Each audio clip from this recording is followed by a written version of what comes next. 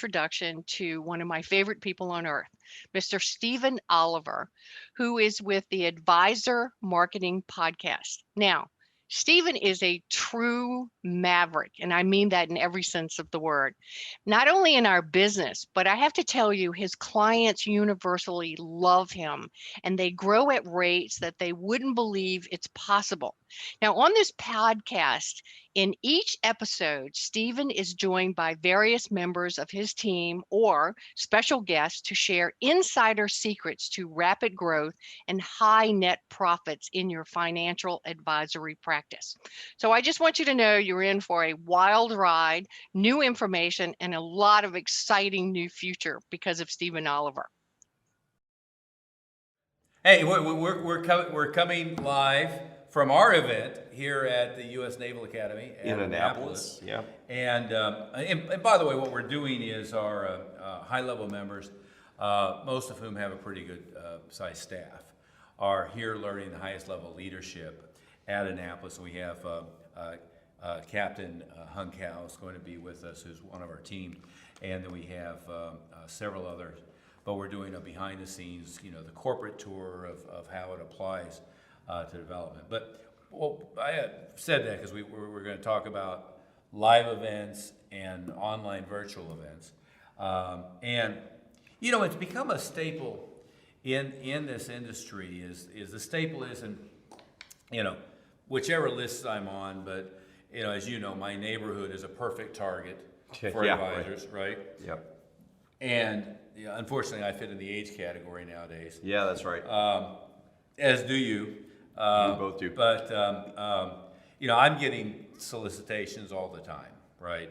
And usually it's the big, the Ruth Chris, or there's Sim Steakhouse, which is my son's favorite. My son, my 13-year-old is very He costs you a expensive. lot of money at the steak place. He has very expensive taste. Right? Yeah. It's not like his favorite I is think Chuck that's E. your Cheese. fault. It is. Yeah. The new one is I got him hooked on the most expensive Brazilian steakhouse in town. Yeah. But I'm getting constantly the solicitations for the, with the big picture of the Ruth Chris steak or the, one thing or another. But as a staple in the industry has been the lunch seminars, the dinner seminars, with the bait if you're going to buy. In fact, in the industry, they call them plate lickers, right? Right. Because the bait is come get a steak, and then when somebody eats the steak and doesn't buy, they get pissed off because they're a plate licker. Right. And we were I think it was yesterday. Was it? It's all raining together. No, a couple days 2 days ago. We were going through an advisor who's done a bunch of live events, and there's some truisms and some falsehoods about this. One of what we've heard several times is live events don't work anymore. Right. Yeah, BS. Right. Yeah, they work great if you do them correctly. Yeah. The other thing we've heard is it's getting harder and harder to fill a room. That's true. Yeah. And the other. Well, I'd say it's harder to fill a room if you do it the way that you used to do it before.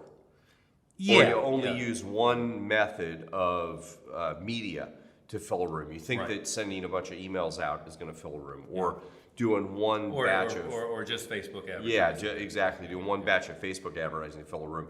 If you do it properly and use lots of media and use it in a bunch of different ways and do it with the right focus, you can easily fill a room or fill a live webinar and get a lot of results. Yeah. But go ahead. And so in-person live events, let's talk about that. It's a tremendous source of new traffic. But one of the things that we tend to start with is, let's use this. You'll get me writing on it. Is prospect, registration, attendee, appointment, client. We tend to start with going back through the stats, right? And when we were doing the analysis with a very smart client, is his ratio here was really good. His ratio here, in other words, from attendee to appointment, was really bad. And his ratio here from registration to attendee was really bad. And we didn't have data on this, right? And what that would be is, oftentimes you do it like online, a two-step, is they give us some information and then they formally register for the event. So we're collecting prospect data, create follow-up systems prior to the registration. But he was saying, well, my new client results have been crappy, without looking at these stages and looking at what the ratios were and figuring out, problem solving. Right? Yeah, I mean, his complaint was the event didn't work. Right. And what we found was, I think he had, 10 appointments, and I think he got like 6 or 7 clients. I can't remember the exact numbers. Which again, good closing rate here. Yeah, pretty much all the very good rate of appointment to client, but the from attendees to getting appointments set, this one was just horrible. Yeah. And he had a lot of people come to the event, and further, from registration to show up at the event wasn't very good. So this part would have 10 times improvement, and this part could have double or triple improvement. Well, our conclusion was, I think it was 7. He had 7 new clients, and if we had fixed this ratio and fixed this ratio, it would have been 35. Right. Big difference, right? And that was in the context of, well, live events don't work very well anymore because my new client numbers aren't good relative to the cost, right? And by the way, that's the other thing is you got to figure out what's a new client worth and what's it costing to get a new client, and then back it into what's it cost to get an appointment, what's it cost to get an attendee, what's it cost to get a registration. Yeah, and I think his math was wrong there too, because you said he got 7 clients. 7, yeah. Yeah, 7, and he was making $5,000 in the first year on those clients, so that was a $35,000 value of those clients when I think the seminar cost like $3 or $4 grand. Well, and that was part of the other problem is it was all being marketed on Facebook, and what we know about social media, especially Facebook, is cost per lead, cost per registration is the lowest, and the marketing mistake that people make is they go with what's the cheapest way I can get it, and that's all I'm going to do. Mm-hmm. But you can't scale it on a geographically targeted area, it's hard to scale it at any reasonable level. You got to add direct mail, and you've got to add other marketing. Yeah, there's a limit to how much you can do with it. Yeah. So to expand it, you can add lots of other pieces. He didn't add his prospect list in. He didn't add doing AdWords marketing. Didn't add direct mail. He didn't add, which there's a lot of other ways that you could bump this up. But even so, even forgetting that, from registration to attendee, there wasn't any reminder system to get people to show up. Yeah. 1 or 2 emails, and that was it.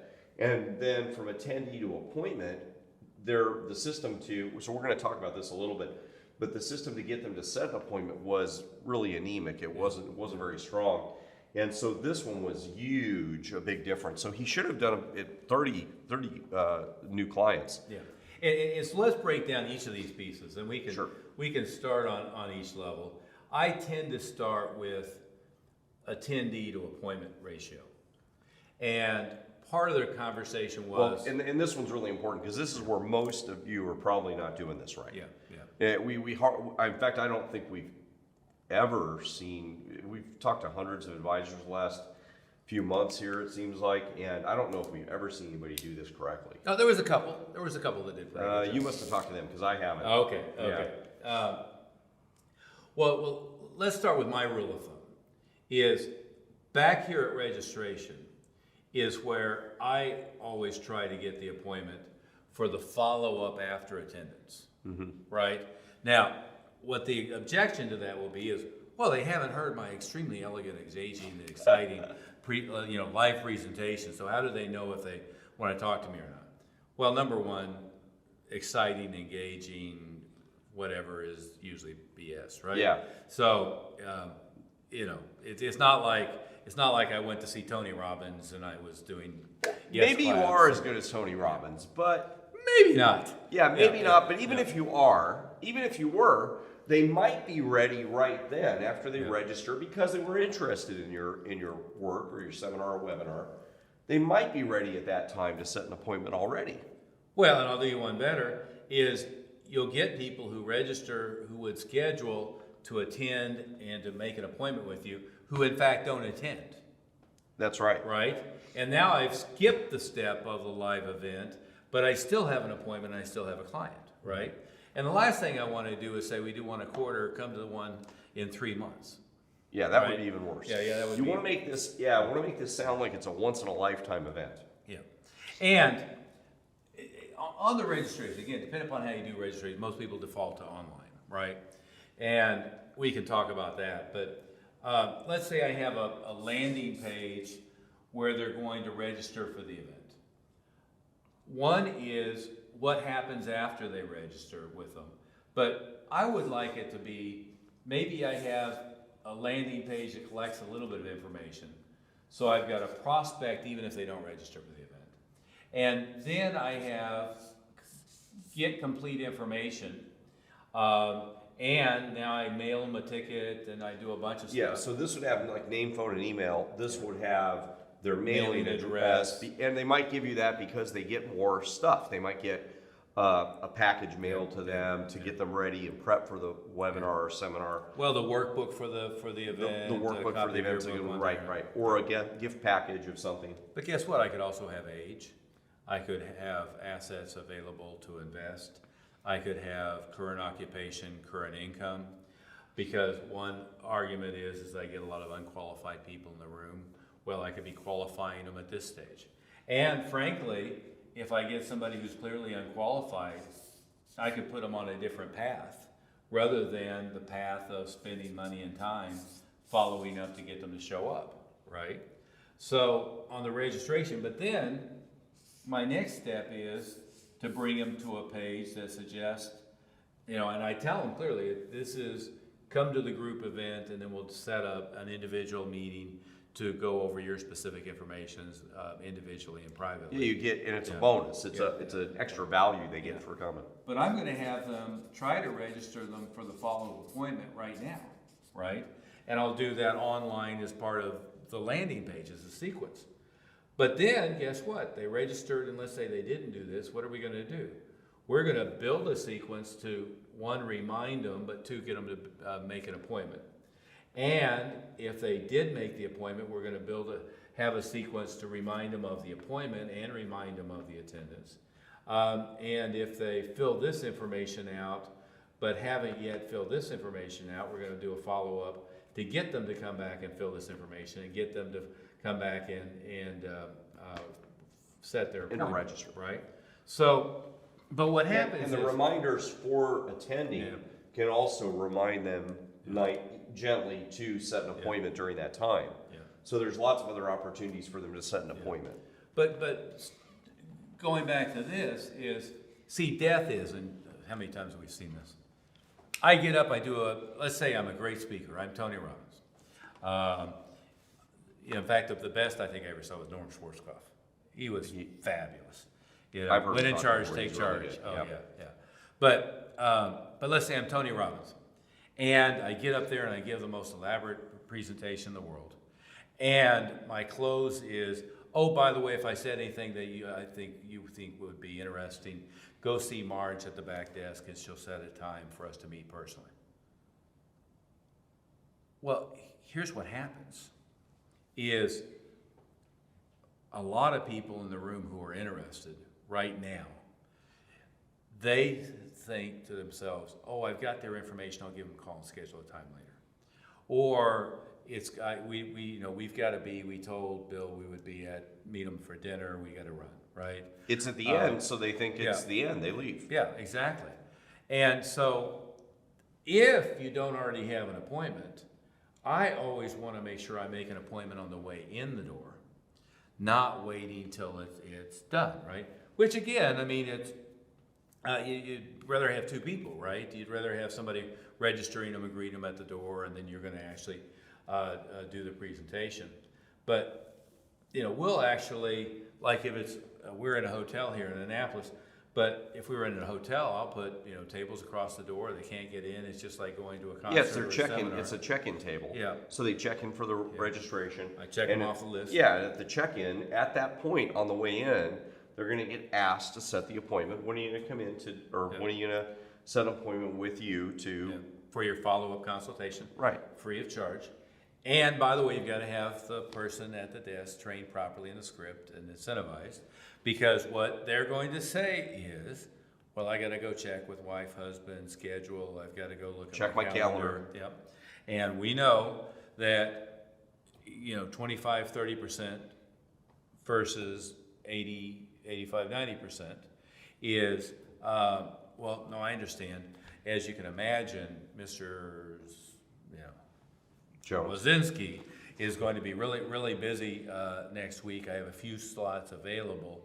Tentatively, do you think Monday or Wednesday would work better for your schedule? We can just pencil something in. If it doesn't work, I'll give you all the contact information. We can reschedule it. But tentatively, what do you think would work better for your schedule? And then they say, well, I know that Monday I'm working. Tuesday, I'm not sure. Do you have anything else? Well, we could do Thursday, or we could do the following Monday. Oh, I can do Thursday. I know that works. And that ends up in that conversation, right? Yeah, and this is really important. This is really critical, what Steve just said, is you've got to be able to do the pencil in tentative conversation. Yeah. And this is where people just fail and go from 20% appointment rate to 95% appointment rate. Or, and to those be are fair, real maybe numbers. 30 or 40% in this context. Yeah, maybe, but it goes to extreme numbers, extremely positive numbers, like 95% appointment rate. Well, I've had events where it's 100%. Yeah, absolutely. It's completely different when you have this statement. People will 80% of the time give you I got to check something or other. Yeah. And you've got to be able to have this other statement in there. And the two things we said are, you ask for the appointment on the way in, and then you do the 10. If you haven't made it already. Now, if you made it already, they should be confirming the appointment here. Exactly. Yeah. Exactly. So you already know whether or not they've set an appointment. If you have, good. I see that we're scheduled on Wednesday at 5:30. We're going to look forward to seeing you then. Don't forget, we're going to be and remind them whatever other information. And that way, you're going to make sure they show for the appointment, which is the other step we're going to talk about in a second. In that conversation we were having Tuesday, is the statement was made, yeah, but I'm pretty selective on making sure they're qualified. Mm-hmm. So part of the appointment rate is I didn't schedule appointments for anybody who wasn't qualified to talk to. And is that a good or a bad thing? Well, it's both, because one is, no, I don't want to personally chew up 30 minutes. Mm-hmm. With somebody who's no way, no how going to be a qualified appointment. But what I don't want to do is I don't want to put qualified people in this pipeline to begin with, right? Unqualified people. Unqualified. Yeah. So I want to only be targeting qualified people back here. Some unqualified people are going to make it through, and then I want to be sorting them out here. And if they make it through this gauntlet, I want to be sorting them out here, right? Mm-hmm. So that I know ahead of time that I only have qualified people in the room, with rare exceptions. Yeah, you don't want to, what you wouldn't want to do, what you want to do is market better here. It's Lee Milt here, and I'm delighted to interrupt you today and let you know that I've been working with Stephen Oliver for 10 or 15 years now. He's a great guy. I love all the research that he does. And I just wanted to let you know that if you're enjoying the content on this podcast, then you really want to make time to visit advisorwealthmastery.com. And why should you do that? Well, because you're going to receive 2 of his great books, and actually one of mine called Success is an Inside Job. You'll also get a lot of absolutely free material on growing your practice through effective marketing. So again, take the time to go to advisorwealthmastery.com. Have the filtering systems get really, really good people here so that you can have a lot more appointments in this place. What you wouldn't want to do is filter them late. So you wouldn't want to get a lot of people with appointments, and then you got to chew up a lot of your time dealing with them and filtering them here. That uses up too much time. So the earlier you can filter them, the better. If you filter them too early, like before you even do the screening, Well, then you wouldn't get any leads. Well, you filter who's seeing the ad. Right. Right. And so we're here. What people forget, I had this conversation. This is an extreme example, but they put an event up on Facebook, and we're all excited because 75 people had said they were going to show up the event on Facebook. Well, the level of commitment for checking, there was an event on LinkedIn, same deal. You can promote a thing and they can accept and you can invite. Well, most people who said yes don't remember it exists, 3 hours later, right? Much less, a week and a half from now, right? But what we always build out here is from the time they register, whether it's, at this level or this level, is they're getting text follow-up. Notice I didn't start with email. They're getting email follow-up. They're getting direct mail follow-up. In all likelihood, they're getting a live person calling them, and if they already haven't already set an appointment yet, they're scheduling the appointment, right? So they're For the getting, ones that they actually get live on the phone. and they're getting automated voicemail. And some of you might be thinking, well, that's a lot. No, it's just like barely enough. Yeah, and they're getting retargeted on Google and all of their properties, Facebook and all their properties. Again, if they're already set an appointment, they're getting reminded by all of those mechanisms about the event and the appointment. And if they haven't set an appointment, they're getting reminded to set the appointment and about the event, right? To make sure they show. And by the way, once that's set up, it's automated. And the only part that's not automated, happens automatically, is a live person calling them, right? And I'm happier to have a live person calling them if I know they're qualified, right? They just told me they have, $12 million to invest. I'm much more likely to not,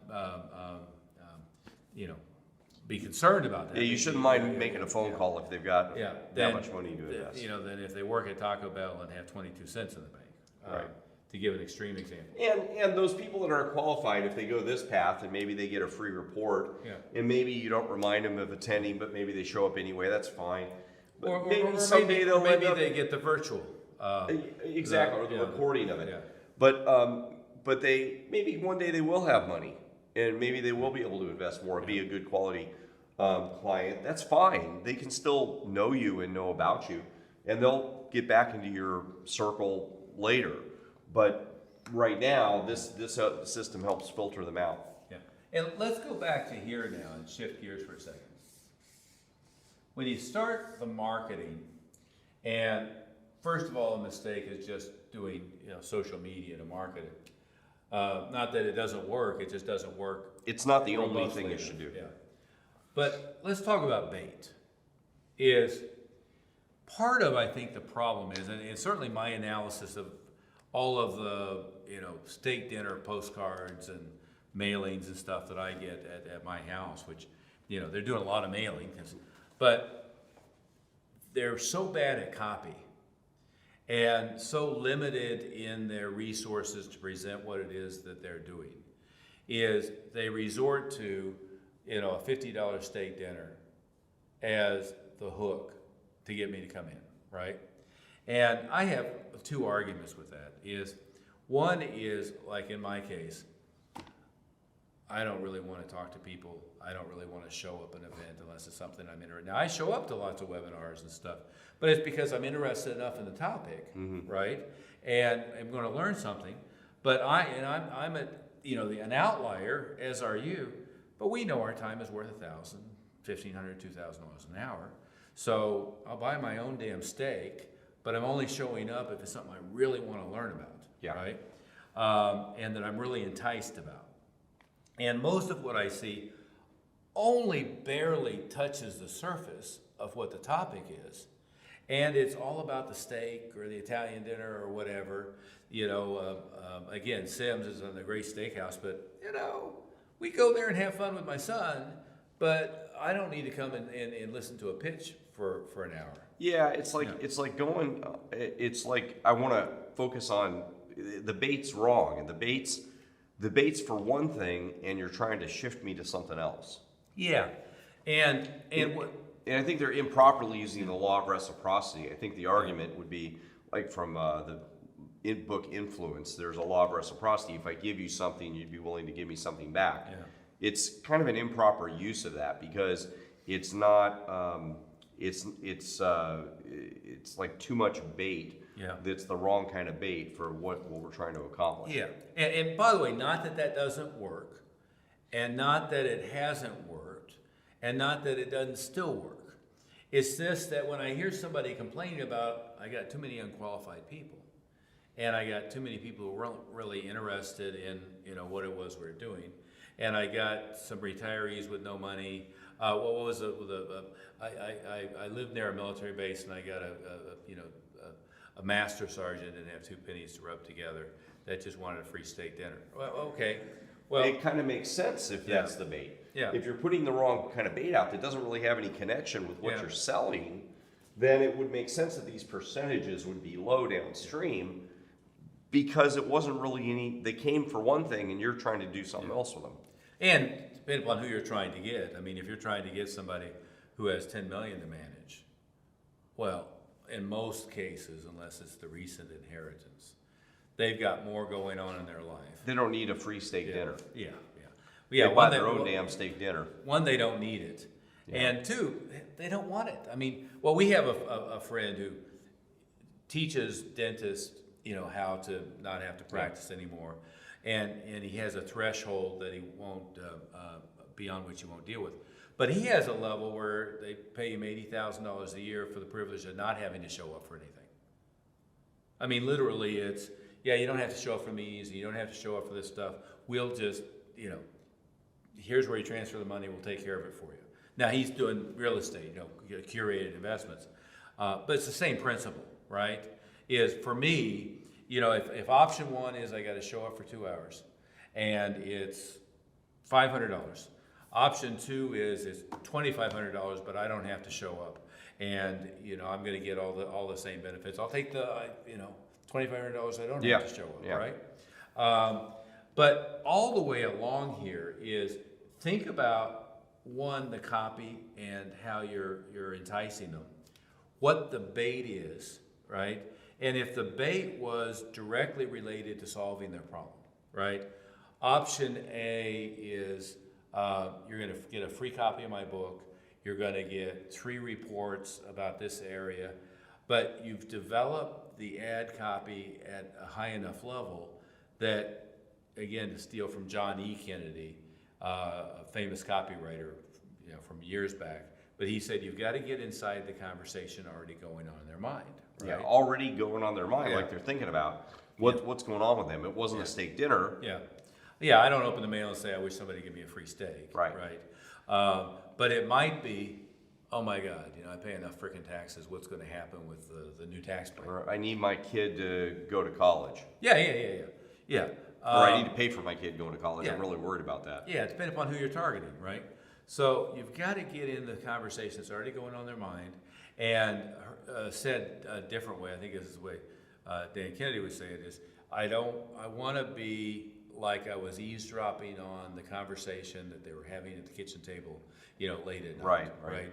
What are their worries? What are they stressing about? What are they emotionally engaged in? And then I want to show them that I have the solution for it. Right. Yeah, that's a big point that everybody needs to anchor in is what would they be talking about at the kitchen table? What are they worried about, especially in what you provide? Yeah. And that's what you write about. You don't write about, please come and listen to me because I'm a certified financial planner or a free retirement planning seminar. Yeah. Okay. I mean, they can Google that. Yeah, exactly.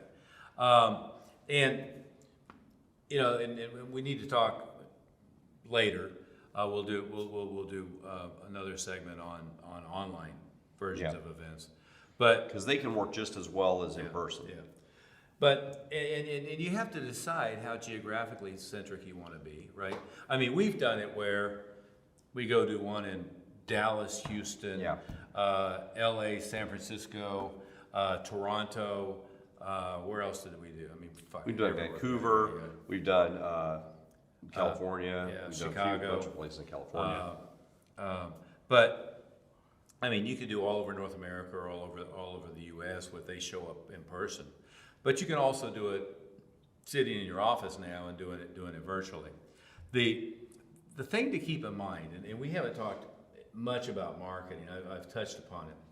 And you know what happens, a lot of people use organizations that do this for them, but then they get fixated on this organization does social media marketing, and I pay them X amount, and as long as the cost per attendee is reasonable, right? Yeah, and they kind of abdicate the idea of what they're doing to generate bodies in their online or offline webinar or seminar. And that's a big mistake. I mean, you've got to be able to make sure you keep good track of your numbers at each level. And so you have, direct mail, TV, radio, newspaper inserts. All these, sometimes we get a reaction from the direct mail or TV and radio too, but direct mail people say, especially. newspapers are dead. Yeah, and this really isn't true, but you've got to use them the right way. Like direct mail, for example, you've all got a prospect list of people that you've had that have filled out a form or requested information or come in to see you before, but aren't current clients that maybe decided this is the right time for them to work with you. Those people would be fantastic to mail 2 or 3 postcards to or a letter to and say, hey, we're having a seminar and this is what it's about. Why don't you come to it, or give them some incentive to come to it because it would be valuable for them. That would work like gangbusters and get a lot of people to come to it. And then using some of these other pieces to that kind of group. Yeah. Well, and there's so many different options. Tony Robbins and a friend of ours, Larry Black, did the same thing. But Tony Robbins got started his speaking career because he was working for the Diamonds, and what he would do is go into a community a month early and go do presentations to pitch tickets for, right? My friend Steve Black, he does that for Brian Tracy. So Brian's coming, he'll fly in 6 weeks early, and he'll go do a presentation at real estate, anybody who has salespeople. Yeah. So real estate offices and, life insurance companies, et cetera. And he'll basically do a little, motivational sales presentation for an hour or two, and then sell tickets to the main event, right? Now, that's a solution that most people wouldn't think of, is going in and using other companies' employees and base to do that. But when you start looking at promotion, one that I like to look at, and you're remiss if you don't pay attention to anybody who's doing a good job, even if it's not exactly what it is you're doing. Kennedy calls that marketing incest. Is everybody look around what everybody else is doing and do the same thing? Yeah. Earl Nightingale said, if you don't have a good model for what to do in your business, look at what everybody else is doing and do the opposite. Do the opposite, right? But when you look at it, there's a lot of different ways to promote. What I was going to say is, Rich Dad Poor Dad, what's his name? Kiyosaki. They have a national tour. Robert Allen, No Money Down, they have a national tour. All of it comparable people, comparable audience, right?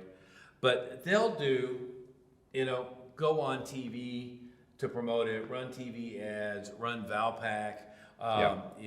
They'll do an 11 by 17 trifold Inserts in the newspaper. in Valpak. They'll do inserts into the newspaper. They'll do infomercial and 30-second or 60-second spots. They'll do radio spots. They'll do direct mail, and I don't know, probably they do regionalized magazine ads, They may. right? And I didn't put social media on here, should You be. did. It's right there. Oh, well, there you go. I can't read my own So that's handwriting. Facebook. That covers Facebook, LinkedIn, yeah. Instagram, et cetera. Yeah. But if you look at those people who are really filling rooms, right? And usually if they're going from city to city to do it, that's a good model for how do they fill a room with qualified people, right? And I was talking to a very successful advisor otherwise, but he said, I don't want to do live events anymore and direct mail doesn't work. It's like, well, okay, why don't you want to do live events? Well, it's too expensive to get a client. And as usual, I said, well, tell me about, you know, Yeah. no, I don't want to do that anymore. Well, maybe you should, maybe you shouldn't, but you know, until you looked at your numbers, you don't know whether it's working or not. You're just saying it's not working because you're not happy with level of work relative to client flow. That having been said, we know a lot of other ways to get new clients. But the problem with fixating on social media, as I said earlier, is you can't scale it as fast. So all of a sudden I go from I was doing 25 people in the room to I was doing 12 people in the room to I was doing 7 people in the room, and now I'm disgruntled about this mechanism. Well, that's probably just because you're trying to do Facebook ads. Now, and even Google, I mean, it's Google is There's a limit. search, so Yeah. there's a real limit there. It's limited by how many people are Yeah. searching for specifically what you're offering. But what if it was a big deal, right? It's just like any other celebrity coming to town and doing a thing. Like I was telling you, I went and saw Bill Maher live. Well, you know what, I don't know what they did because I didn't see much of it. But usually what they'll do is they'll come in and do interviews on the local radio stations. Yeah. You know, when Newspaper articles. We hosted Chuck Norris, and so Chuck, the day or two before, he was on a bunch of radio shows, and so they would, you know, book him to call in, and oh yeah, I'm going to be in Denver tomorrow, and you want to come, right? But there's all kinds of stuff you can do. You can be a guest on local TV, you can be a guest on local radio, you can buy TV, you can buy radio. This is all in the being the guest is all in the publicity side. You can ramp with social media, added direct mail. You can do inserts. There's all kinds of stuff you can do, and we can build that plan. But the only criteria really should be back to my previous graphic. Yeah, it's sticky. I think we can get it. Yeah. But the only criteria should be, how much can I spend to get a new client? And then what does it cost for me to get an appointment if my ratios are tight? What does it cost for me to get an attendee? And then I can figure out the budget for what's likely to happen. And once you start doing these, if you do one and get all this stuff happening, then what we do, there's just a checklist of what to do for the next one and the next one, and the next one. And you start churning these out at a regular basis, and that generates a lot of lead flow. Yeah, and really if you want, you know, a massive growth, the thing to always keep in mind is you don't want the cheapest registration. You want all of them that provide a positive return on investment, right? So what I don't want to do is just revert to always doing the cheapest thing. Yeah, I mean, if something generates a client that's worth $10,000 to you or $100,000 to you, you don't mind spending $1,000 to get that client. Yeah, you know, that's a whole different conversation. But Yeah. financial advisors are horrible at numbers. Yeah, It's just unbelievable. And at their marketing numbers. well, yeah. I mean, they'll brag about, oh, I got this person, you know, 10% annual return, and you know, 10% means they gave me $100,000. They're getting 10% of that compounded every year. But then if we say, if you put in $1,000 and you get 10,000 back, well, that's in a year. That's 1,000% Yeah, return. that's a pretty good return. And then they'll freak out. Oh, I can't, but that's expensive. Okay, well, if you knew that the investment was consistently and replicatable, and once it was in place, it was going to work consistently. You could put 1,000 in the market and get 10,000 back. How much money would you put in? Well, yeah, I'd go get a second on the house. I would do any and everything to round up money I'd borrow from my friends, to get that back because I can keep spending it back. Well, that's what proper marketing is. Right. Right? And in almost everything we do, we want to get a 10-to-1 return. Yeah. And oftentimes it's 20 or 30-to-1 return. Right. But it's making sure you know the numbers that it makes sense to do that. Well, we should call it a day, but just to summarize, live in-person events work great. If you're getting plate lickers, it means that the bait was wrong, and one, you weren't getting the right qualified people, but two, you're using the wrong bait. Three is you've got to get really aggressive and focused on having the right copy. So you're getting inside the conversation going on in their mind. You're getting inside the dinner table conversation, and there's some reason to come down other than it's a free steak for spending 3 hours. It should out match because- what you're trying to do. Yeah. Well, and you're going to get the least qualified people are coming down wanting to hang out with you. Or even the qualified people won't be in the right mood to set appointments. Yeah.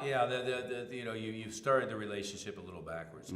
Well, And the other thing I'd want to point out to add onto the list is be good at when you set appointments and where you set the appointments. Preferably right when they register.